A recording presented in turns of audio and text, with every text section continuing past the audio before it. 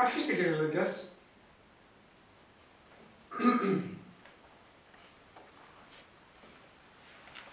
Δέχτηκα να συζητήσω μαζί σας ιδιαιτέρως, όπως επιθυμούσατε. Ορίστε, είμαστε μόνοι.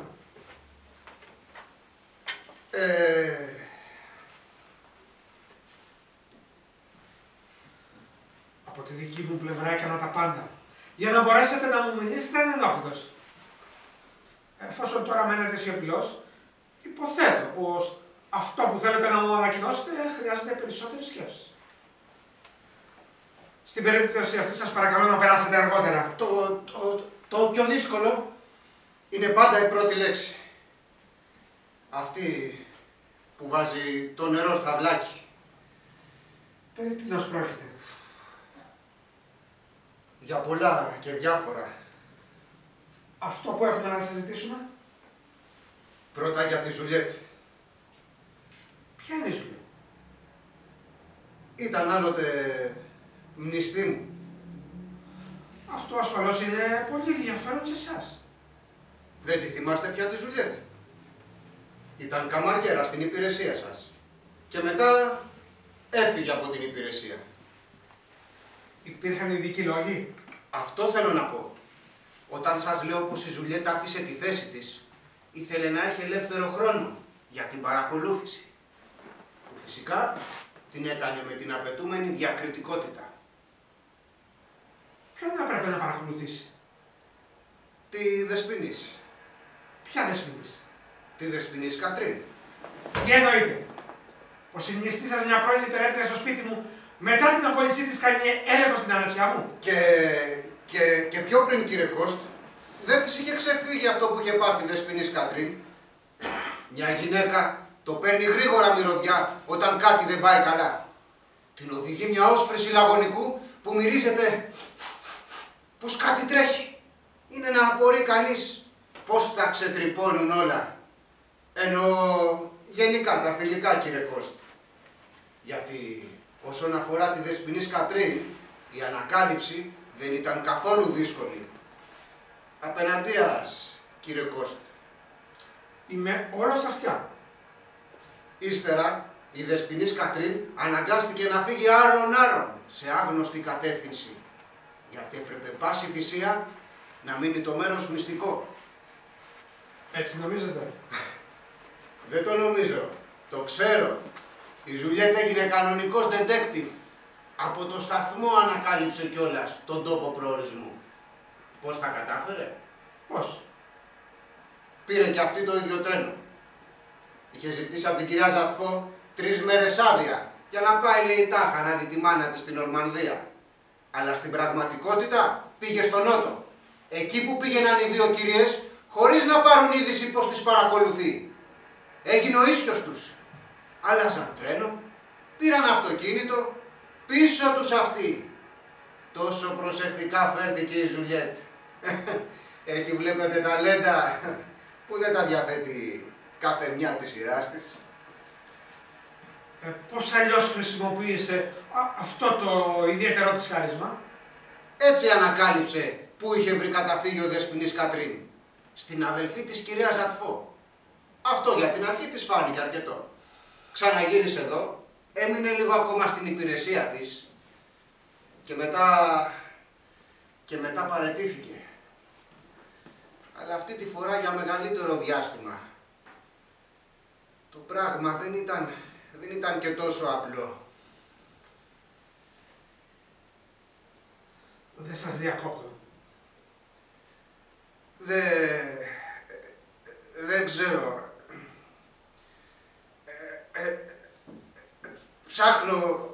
Ψάχνω ανάμεσα στα λόγια που μου έρχονται στο στόμα, αλλά δεν βρίσκω τη διατύπωση.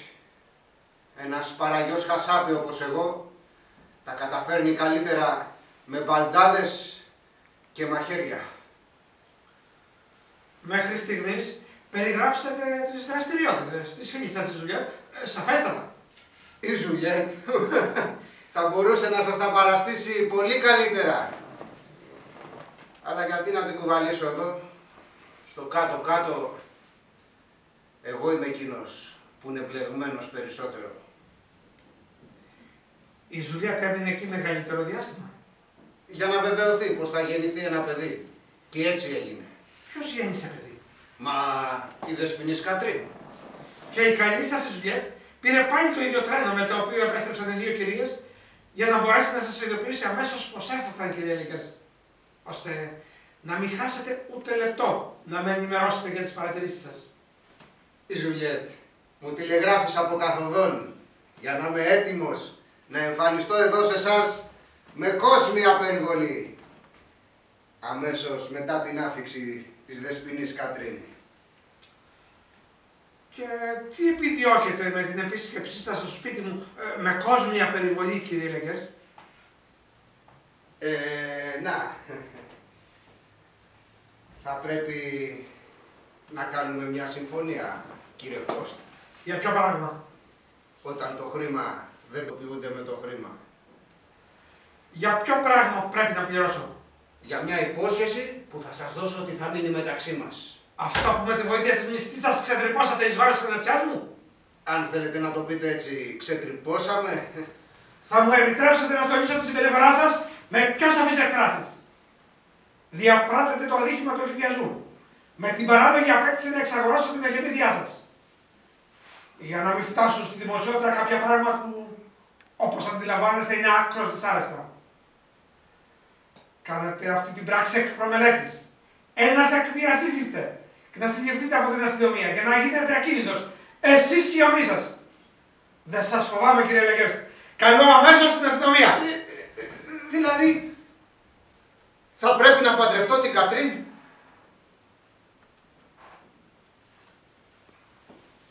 Καλείτε την αστυνομία. Με αποκαλείτε εκβιαστή. Θέλετε να με χώσετε φυλακή. Γιατί? Έπινες Κατρίν με ανήθικες προτάσεις. Δεν τη βίασα. Δεν μπήκα κρυφά στο σπίτι τη νύχτα με τέτοιο σκοπό. Η Δεσποινής Κατρίν μου προσφέρθηκε οικετεύοντας για τη συντροφιά μου. Δεν μπορούσα να κάνω φασαρία για να μην ρεζιλέψω τη Δεσποινής Κατρίν στα μάτια του κόσμου. Γι' αυτό λοιπόν είμαι ένας κακούργος που τον παραδίνουν στην αστυνομία. Τι είπατε?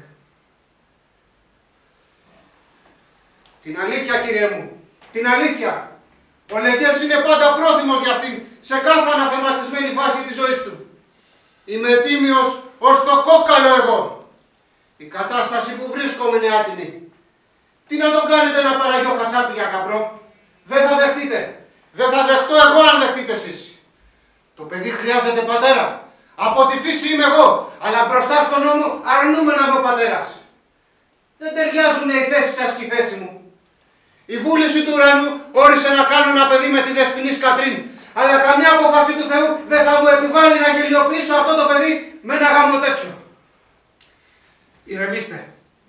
Κι εγώ αναστατώθηκα. Θέλετε να απαντήσετε στις ερωτήσεις μου?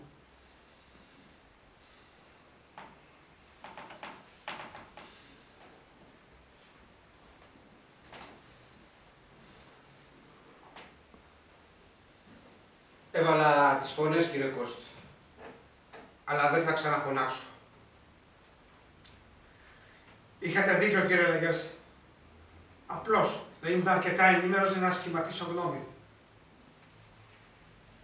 Το φαντάστηκα πως δεν είχατε ιδέα. Αλλιώς θα είχατε φροντίσει να με συναντήσετε νωρίτερα. Τι ακριβώς συνέβη και ήρθατε στο σπίτι εκείνη τη νύχτα? Είχα συνεννοηθεί με τη Ζουλιέτ.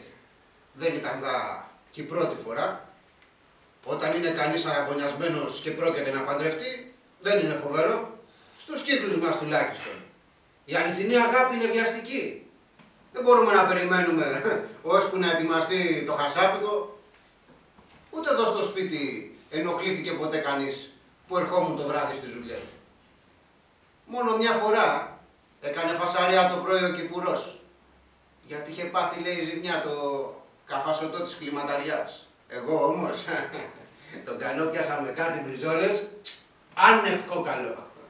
Γιατί πάντα σκαρφάλουν από το καφασωτό σε ένα παράθυρο που άφηνε μισάνυχτο η Ζουλιέτ. Έτσι έγινε και εκείνη τη νύχτα. Σκαρφάλωσα στο περβάζι, πήδησα μέσα και τράβηξα ψηλαφώντας στο δωμάτιο της Ζουλιέτ που ήταν στο τέλος του διαδρόμου. Παρόλο που γλιστρούσα θόρυβα με τις κάλτσες, κάποιος θόρυβος πρέπει να ακούστηκε, γιατί μια άλλη πόρτα μης άνοιξε στη μέση του διαδρόμου και ένα άσπρο χέρι με τράβηξε μέσα στο δωμάτιο.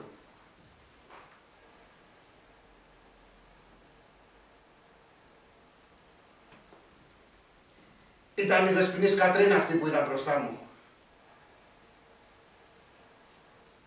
Η Κατρίνα σας ρίχτηκε. Αντιστάθηκα. Όσο μπορεί κανείς να αντισταθεί όταν τα φιλιά σφραγίζουν το στόμα και το ένα κορμί κολλάει επάνω στ' άλλο. Αναγκαστήκατε να περάσετε μαζί της όλη τη νύχτα. Έμεινα τόσο που ήταν πια πολύ αργά να πάω στη Ζουλιέτ. Έτσι ξεκίνησε αυτή η καταραμένη ιστορία. Με τη Ζουλιέτ. Φυσικά, το άλλο πρωί όταν έφερα το κρέας στο σπίτι, με ρώτησε γιατί δεν είχα έρθει. Βρήκα δικαιολογίες. Στο τέλος, με στρίμωξε με την απειλή να διαλύσει τον αραβώνα μας και ομολόγησα με βαριά καρδιά, κύριε Κώστη, σας ορκίζομαι, γιατί δεν καταδίδεις μια κυρία που σε βρίσκει του γούστου της. Ήταν η Κατρίνα ερωτευμένη μαζί σας.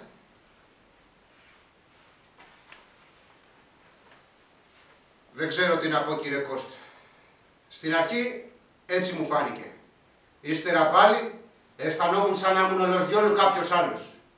Στο τέλος, ενώ ήμουν μαζί της, άρχισα να σκέφτομαι τη Ζουλιέτ για να καθησυχάσω τη συνείδησή μου. Η Ζουλιέτ δεν το βρήκε αρκετό. Άφησε από ζήλια. Ήθελε να τρέξει σε εσάς για να ξεμπροστιάσει τη δεσποινής Κατρίν. Έκανα ό,τι περνούσα από το χέρι μου για να εμποδίσω αυτό το ανάρμοστο βήμα. Τότες ορκίστηκε εκδίκηση. Η τύχη τη βοήθησε. Η Κατρίν έμεινε έγκυος, η Ζουλιέτ το ανακάλυψε αμέσως και δεν ξεκόλλησε πια από κοντά της. Δεν άφησε το νήμα που είχε αρπάξει. Ένα παραπάτημα μπορεί να κουκουλωθεί. Ένα παιδί, ποτέ. Δεν μπορώ να ρίξω κι όλο το άδικο στη Ζουλιέτ. Κρατήσαμε και οι δύο το στόμα μας κλειστό και γλιτώσαμε τον κύριο από ένα σωρό ρεζιλίκια. Ήταν τόσο αδιάντροπο να διεκδικήσουμε μία χάρη από τον κύριο Κώστα.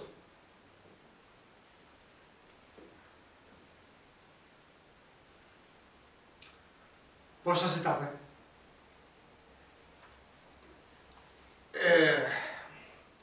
Λογάριασα με τη Ζουλιέτ και υπολογίζοντας... Που δεν είναι λόγο επιθυμών να αναφερθεί το όνομα της ανεψιάς μου σε σχέση με έναν Παναγιώ Χασάπη. Χωρίς αμφιβολία, όσα ελάχιστα επιθυμεί και η δεσποινής Κατρίν. Γι' αυτό έχω αποδείξεις. Έτσι είναι, κύριε Κώστα. Αυτή θα είναι η βάση μιας συμφωνίας που θα ικανοποιήσει όλους τους ενδιαφερόμενους. Το ζήτημα για μένα και τη Ζουλιέτ είναι να μπορέσουμε να παντρευτούμε. Να στήσουμε ένα χασάπικο. Σε λογικά πλαίσια. Ή θα έχει ο κύριος Κώστα την καλοσύνη να κάνει μια μεγαλύτερη δαπάνη. Δεν σας πιέζουμε, κύριε Κώστα. Μη μας παρεξηγείτε. Το μόνο που θέλουμε είναι να πάμε μπροστά. Αν είναι δυνατόν, με ένα πείδημα. Τι αποκαλείται μεγαλύτερη δαπάνη?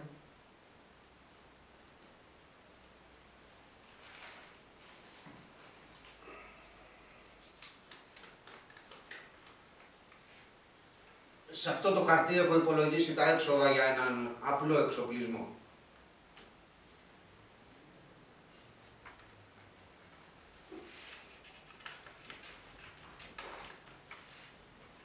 Σε τούτο το χαρτί τα έξοδα για μια μεγαλύτερη δαπάνη. Μαζί με το κεφάλαιο για την επιχείρηση, εννοείται.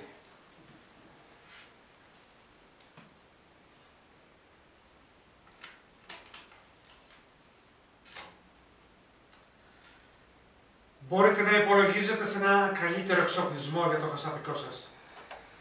Ελάτε μαζί μου. Πρέπει να με συγχωρήσετε για λίγα ακόμη λεπτά, κύριε Λεγκέρς.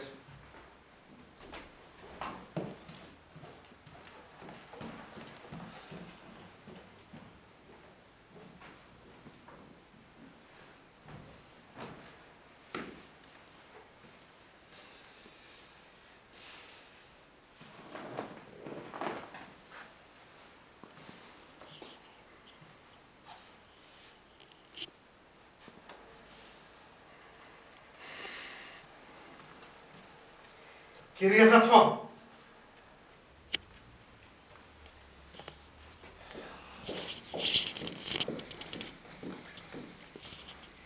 τα επιχειρήματά σας για την αξιοπιστία της Κατρίν έχουν κλονιστεί αναπανάφωτα. Πρέπει να αναθεωρήσετε τη γνώμη σας, αφού ακόμα και ένα αθώο πρόσωπο αγγέλου μπορεί να ψεύδεται πιο επιτυχία και από έναν απατεώνα. Τι κίνησε τις υποψίες σας? Κυρία Ζατφό, δεν έχω πια υποψίες. Δεν ψηλαφώ πλέον στο σκοτάδι όπου οι μαρτυρίες αντιφάσκουν και προκαλούν άλλη δυσύγχυση. Εύθυνης, εμφανίζεται ένας τρίτος. Και λύνει το μυστήριο, ανδιαφυσβήτητα. Ποιος διαψεύδει την Κατρίν? Εκείνος που περιμένει πίσω από αυτή την πόρτα μια αποζημίωση για το τεκμήριο του ερωτά του. Ο παραγιός του Γασάπη, ο Λεγκέρς. Πού βρήκε αυτός ο άνθρωπος Την Κατρίν, αυτό το γελίο ισχυρισμό? ο οποίος ταιριάζει τόσο πολύ με την πραγματικότητα, ώστε συμφώνησε να εξαγοράσω τη σιωπή του. Ω Θεέ μου! Όχι, όχι. Δεν είναι δυνατόν. Είναι άραγε απλή επινόηση του Λεγκέρ στο γεγονός ότι ένα κορίτσι τον παρασύρει στο δωμάτιό της μέσα σε τούτο το σπίτι, ενώ εκείνος ληστράει στο διάδρομο για να βρει τη λατρευτή του υπερέτρια. Έγινε εδώ, μέσα στο σπίτι μας. Δυστυχώς έγινε, ενώ κοιμόσασταν, ενώ κοιμόμουν, ενώ πιστεύαμε πως η Κατρίν κοιμόταν όπως όλες τις άλλες νύχτες πριν από αυτή τη νύχτα. Μα είναι αδύνατο να μην άκουσα τίποτα. Από τα ξεφωνητά της Κατρίν. Δεν κάλεσε βοήθεια γιατί δεν δέχτηκε επίθεση από έναν άφλιο που βρήκε μια πόρτα ανοιχτή. Δεν θα ξεσήκωνε το σπίτι αν πήγαινε κάποιος να τη βιάσει. Πρώτα σε μένα θα έφταναν οι φωνές της. Σ' όλους όσοι ζουν κάτω από αυτή τη στέγη, κυρία Ζατφό. Μα όλα έγιναν σιωπηλά.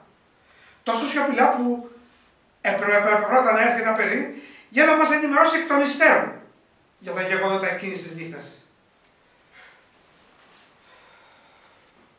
Πιστεύετε τώρα αλήθεια τον παραγιό του Χασάπη? Δεν αμφιβάλλω για αυτά που λέει. Ο Λεγκέρς είναι έντιμος με τον τρόπο του.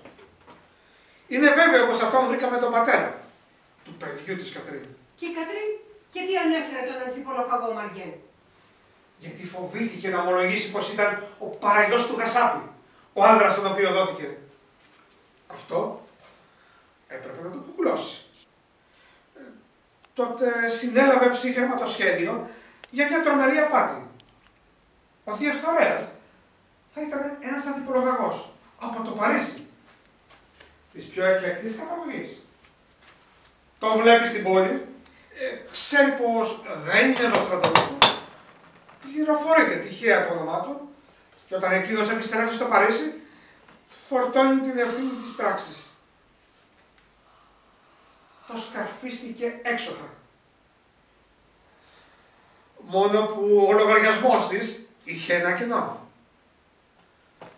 Πως δεν θα μου αρκούσε μόνο το όνομα του ανθιπολογαγού, αλλά θα ανάγκαζα τον ίδιο τον ανθιπολογαγό να δώσει το παρόν. Αυτός έρχεται, διαμαρτύρεται και τον αντικαθιστά ο Λεγκέρς. Το ψέμα έφτασε σαν διέξοδο.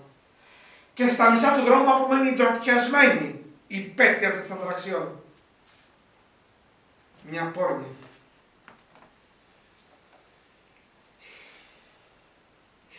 Τι θα κάνουμε τώρα με την Κατρίν? Αυτό είναι το τελευταίο που με απασχολεί. Τώρα έχω τον υστέρα στο καθήκον να πιστευτώ στον ανθιπολογαγό πράγματα που... Για να μείνουν μυστικά εξαγοράζω ένα Λεγκέρς. Έτσι, τίποτα δεν θα φτάσει στη δημοσιότητα. Πείτε στον ανθιπολογαγό Μαριάν πως τον παρακαλώ να περάσει.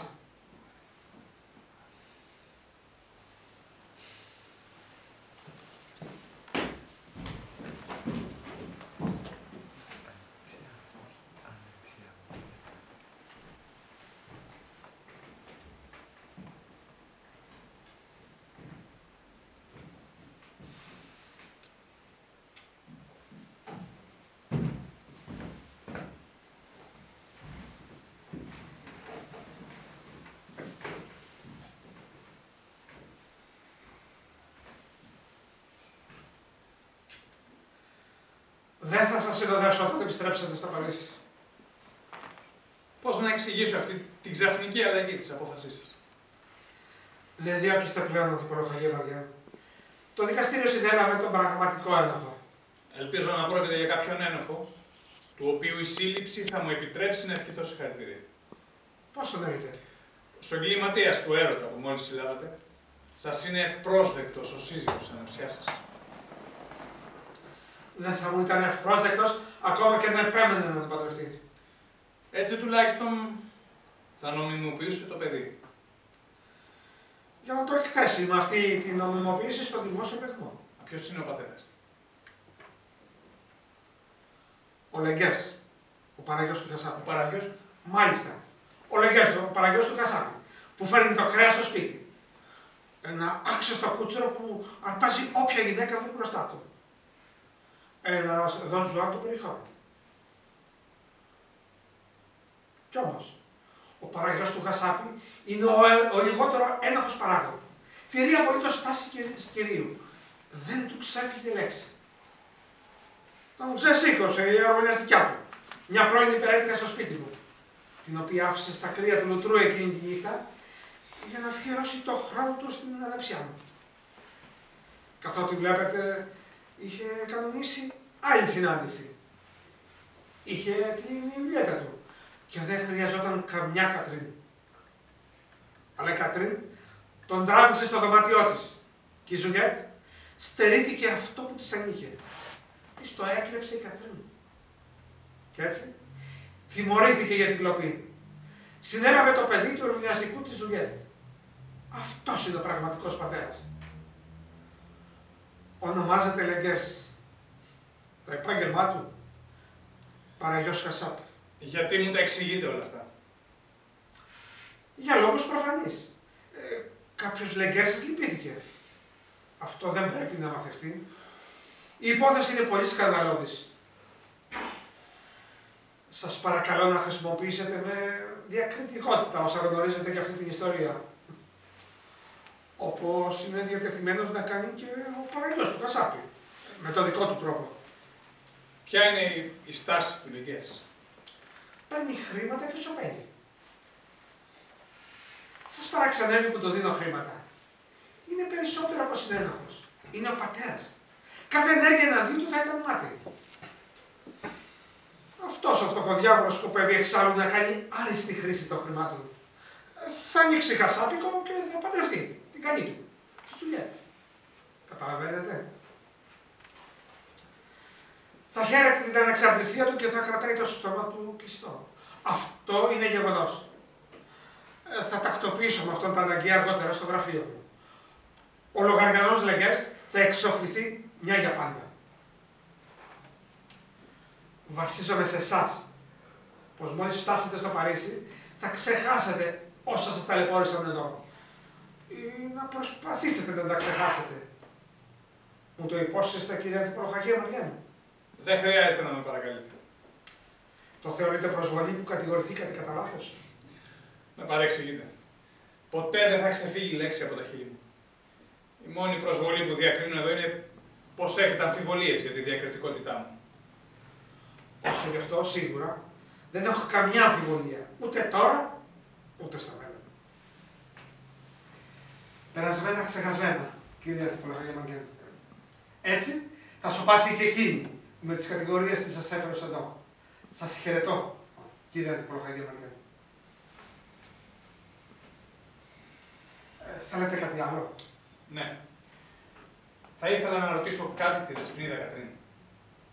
Από πού ξέρει το όνομα? Θέλετε να της μιλήσετε? Δεν είμαι περίεργος. Αλλά θα ήθελα να μάθω με ποιον τρόπο γνωρίζονται δύο άνθρωποι χωρίς να συναντηθούν. Μα σας είδε τότε στην πόλη. Δεν βλέπει όμως κανείς και το όνομα ενός αγνώστου. Πείτε πως ήταν σύμπτωση. Τόσο παράξενη που με ρεθίζει να το εξακριβώσω. Μπορείτε να απαιτήσετε μια εξήγηση. Σέβομαι την επιθυμία σας.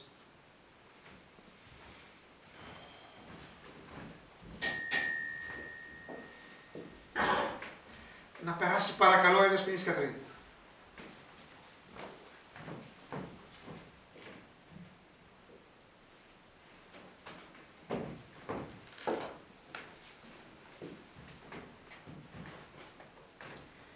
Οι εμπορικές μου συναλλαγές με καλούν κοντά στον κύριο Λεγεύς.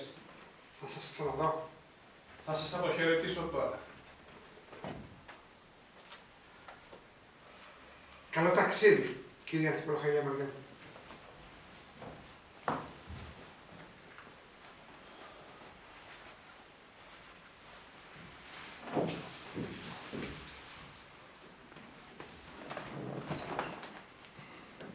Δεν απορείτε που με βρίσκετε εδώ. Γιατί να απορρίσω? Είχαμε κανονίσει να αναχωρήσουμε μαζί με το θείο σας. Πράγμα που έπρεπε ήδη να έχει γίνει. Δεν αναχωρήσατε όμως. Δεν θα πάμε πλέον και δύο στο Παρίσι. Ο κύριος Κώστ και εγώ. Θα μείνετε εδώ? Θα αναχωρήσω μόνος, με το επόμενο εξπρές που φεύγει το βράδυ. Δεν πήρατε άδεια για περισσότερες μέρες. Απέναντίας. Η άδεια μου περιορίζεται μόνο στη σημερινή. Γιατί να παρατείνω την παραμονή μου εδώ για μεγαλύτερο διάστημα, ακόμα και αν μου το επέτρεπε η υπηρεσία. Τότε γιατί δεν φύγατε αμέσως? Έχω ένα λόγο εν τέλει αρκετά σοβαρό, ώστε να αναβάλω την αναχώρησή μου για λίγες ώρες. Όπως τότε. Τότε,